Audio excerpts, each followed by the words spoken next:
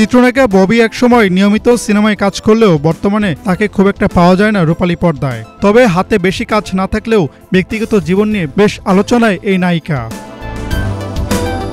সম্প্রতি ববির একটি অডিও ফাঁস হয়েছে সামাজিক যোগাযোগ মাধ্যমে, যেখানে শোনা যায় ব্যবসায়ী ও চলচ্চিত্র প্রযোজক মির্জা আবুল বাশার ও ববির মধ্যে ঘনিষ্ঠ সম্পর্কের ইঙ্গিত। কথোপকথনের এক পর্যায়ে ববি বাশারকে মন থেকে ভালোবাসেন বলেও জানান, তবে সেখানে দুজনের মধ্যে কিছু তর্ক বিতর্কও শোনা যায়। দেখে না আমার বুকটা হু করছে। আমি চিন্তা করি যে এই লোকটা আমাকে মিষ্টির জন্য আমার মানে এরকম বিহেভ করে বা অন্য কারোর জন্য কথা বলে, আমি আশ্চর্য হয়ে যাবে। আল্লাহর কাছে বলি যে ও মাই গড, আল্লাহ আমার মানে ভালো যদি তোমাকে না তুমি পিছনে রাখলেই খারাপ না না, পিছনে কয়দিন আগের কথা, এটা অনেক আগের কথা না। আর তুমি যদি মানে নরমাল হিউম্যান বিং হয়ে তুমি আমার নিয়ে কোনো আমার সাথে মিসবিহেভই করতা না, আর ছোট ছোট জিনিস নিয়ে আমাকে পেইন দিতা না।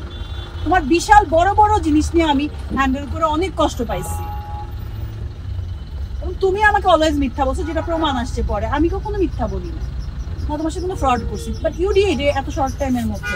এখন সব ভুলে গিয়ে তুমি সেটাও ট্রাই করো না যে একটু ইয়ে করবে। তুমি তোমার কথাই আসো, you are not the right person. এদিকে ববির কথিত প্রেমিক মির্জা আবুল বাশারের বিরুদ্ধে রয়েছে একাধিক প্রতারণার অভিযোগ। রাজধানীর এলিফ্যান্ট রোডে মাল্টিপ্ল্যান সেন্টারে কম্পিউটার ব্যবসায়ীর এক অভিযোগের ভিত্তিতে বাশারকে সম্প্রতি গ্রেফতার করেছিল গুলশান থানা পুলিশ। তবে আনিত অভিযোগগুলো সত্য নয় বলে দাবি করেছেন মির্জা আবুল বাশার। এদিকে ববির সঙ্গে ফাঁস হওয়া অডিও বেশ কয়েক বছর আগের বলেও জানান এই ব্যবসায়ী ও প্রযোজক। চিত্রনায়িকা ববির সঙ্গে ব্যবসায়িক সম্পর্ক ছাড়া আর কোনো সম্পর্ক নেই বলেও দাবি করেন তিনি। আমরা মার্কেটে আমাদের কাছে মার্কেটে পাবে 10 লাখ, আমরা মার্কেটে মানুষের কাছে পাবো 2 কোটি 3 কোটি 5 কোটি টাকা পর্যন্ত। এখন আমি একজন ব্যবসা করতে বসছি, সেখানে তো আমার লেনদেন জড়িত থাকবে। এখন কোনো মানুষ আমাদের কাছ থেকে প্রোডাক্ট নিয়ে হয়তো বা সে প্রোডাক্টটা রিটার্ন দিতে চাচ্ছে বা কিছু দিতে চাচ্ছে, সেটা হতে পারে। আরেকটা হচ্ছে কেউ আমাকে সাপ্লাইয়ার দিচ্ছে, সে ওয়ারেন্টি যুক্ত প্রোডাক্ট সাপ্লাই দিচ্ছে, সেই ওয়ারেন্টি যুক্ত প্রোডাক্ট সাপ্লাই দিয়ে সে আগে দিচ্ছে আমার কাছ থেকে, সে মানে দেখা যায় যে ফুল পেমেন্ট নিয়েছে, পরে দেখা যায় যে আমার ওয়ারেন্টি মাল ফেরত দেয়। কেউ আবার আমাকে নতুন মাল দেওয়ার কথা বলে নতুন প্যাকেটে পুরাতন মাল দিয়েছে, 10টা মাল নতুন দিয়েছে, 10টা মাল পুরাতন দিয়েছে, তখন তাদের পেমেন্ট গুলো আমাদের আটকাই দেওয়া হয়েছে। তারপর কোনো মানুষ হয়তো বা আমাকে ভ্যাট চালানতে নাই, মানে যেটার জন্য আমাদের প্রতিষ্ঠান এখন বর্তমানে হ্যাসেলের মধ্যে আছি আমরা, যে রাজস্ব থেকে প্রচুর পরিমাণে ভ্যাটের চালান, যে কোনো কিছু ক্রয় করলে আমরা সেটা প্রপার যদি ভ্যাট চালান না দিই, আমাদের অডিটে আমরা ফেসে যাচ্ছি, মামলা খেয়ে যাচ্ছি। আর আজকে একটা অডিও ঘুরে বেড়াচ্ছে, চিত্রনায়িকা ববির সাথে একটা অডিও আপনার ঘুরে বেড়াচ্ছে, আমরা শুনতে পাচ্ছি। ববির সাথে যেটা হচ্ছে আমাদের পুরাতন একটা অডিও, এটা হচ্ছে আমাদের পার্সোনাল কনভারসেশন।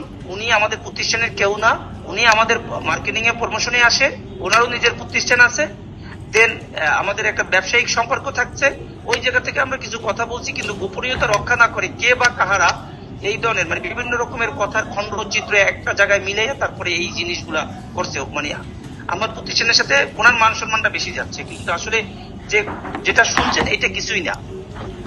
অনেক কথার জোড়াতালি 2 মিনিটের 15 মিনিটের ক্লিপকে 2 মিনিট করছে। আচ্ছা, ভবিষ্যতে কি আপনার সম্পর্ক ষড়যন্ত্র?